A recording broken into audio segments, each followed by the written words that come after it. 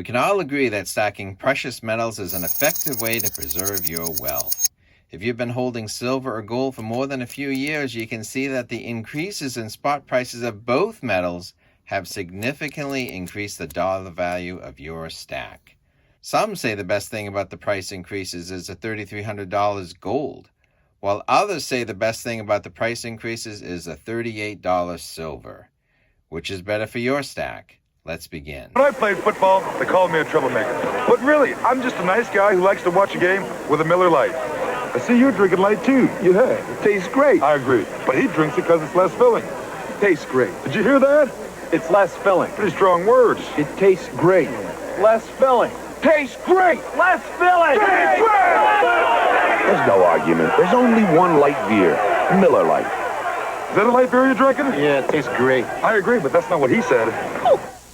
Why is silver at $38 better than gold at $3,300? Tastes great, less filling. I see you holding $38 silver too. Sure, it tastes great. I agree. But did you hear what the channel Salivate Metal believes gold at $3,300 is better than silver at $38? He says it's less filling. Pretty strong words. More on Salivate Metal's video later. As precious metals get more and more expensive relative to the US dollar, the amount of ounces of either metal you can get for your dollars ain't what it used to be. With gold at $3,300 an ounce, even a quarter-ounce gold coin with premiums is well over $800 and pushing nearly $900 for a single coin.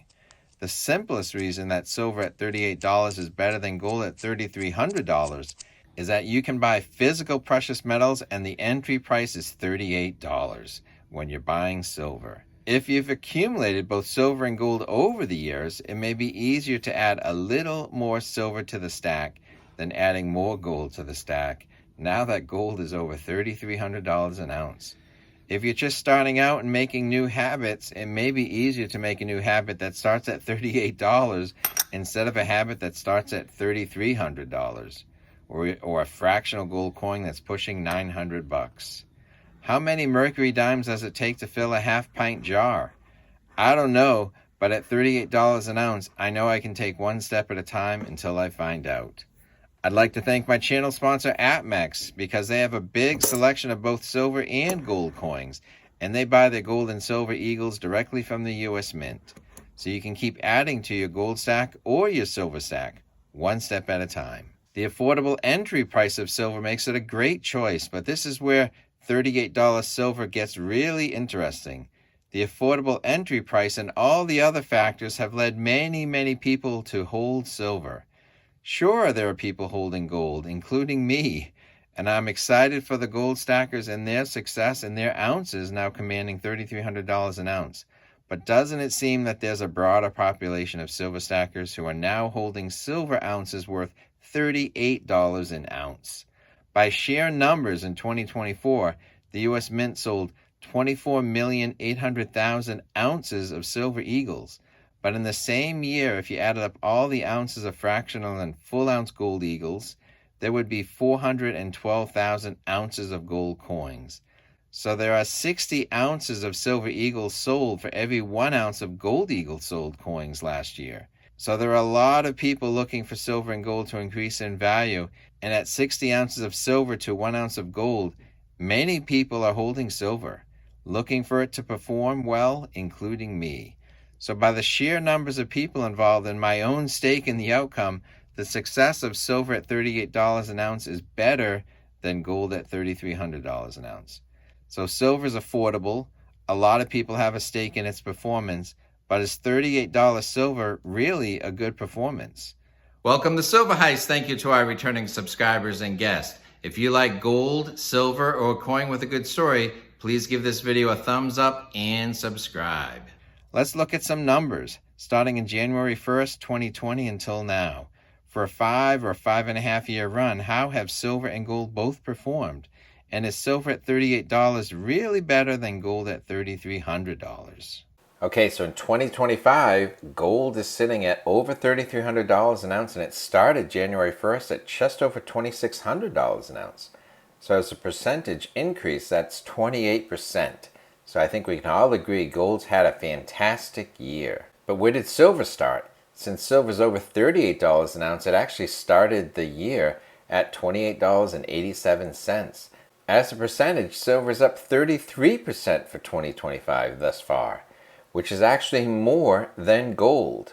So on a 6-7 month short-term basis, silver is outperforming gold, which might surprise a lot of people. But we really want to look longer term. Let's expand our view to January 1st, 2020. So for gold, gold has done super well. It's increased from just over $1,500 an ounce on January 1st, 2020, and it's now at $3,300. So that means that it's doubled in price. It is up 121%. But back in 2020, silver started at $18.05, so that's doubled. But so what is the exact percentage? Well, that exact percentage is 113%. So in a 5-6 year period, gold has outperformed silver 121% to 113%, just a little bit more, but gold is leading. So in that period of time, what if silver had performed as well as gold? If silver was performing as good as gold, it would be sitting at $39.82, which it's not. It's only sitting at $38.37, so gold is doing a little better on a 5-year plus period. But what if gold was only doing as good as silver? Gold would be sitting at $3,232, and gold's pushing over $3,300. So that does show that gold is doing better than silver. But silver's doing quite well, and it hasn't reached its all-time high. And gold, as we look over the last couple of years, all of these numbers have been new territory for gold, and it is hitting all-time highs. So let's just round it out and say that silver's all-time high is $50. So what if it was at $50 right now? It would be at 177% over the past 5-6 years. So while gold has hit its all-time highs, if it had actually hit the equivalent of silver's all-time high, it would need to be at $4,212. So basically, gold has done all-time highs, but it's not doing as great as silver's historic all-time highs. And then if silver's only 8% off the pace of gold and it hasn't hit its all-time high, then I think this all-time high comparison is a bit of a false comparison. It's extraordinary performance by silver that got it to its all-time highs. So the fact that it's this close means that silver at $38 is actually doing quite well compared to gold at $3,300. Is that silver at $38 an ounce you're holding? Yeah, it tastes great. I agree, but that's not what Salivate Metal said. Who? If you want to hear why Salivate Metal thinks gold at $3,300 is better than silver at $38, then you're going to want to watch this video next. Is that a light beer you're drinking? Yeah, it tastes great. I agree, but that's not what he said.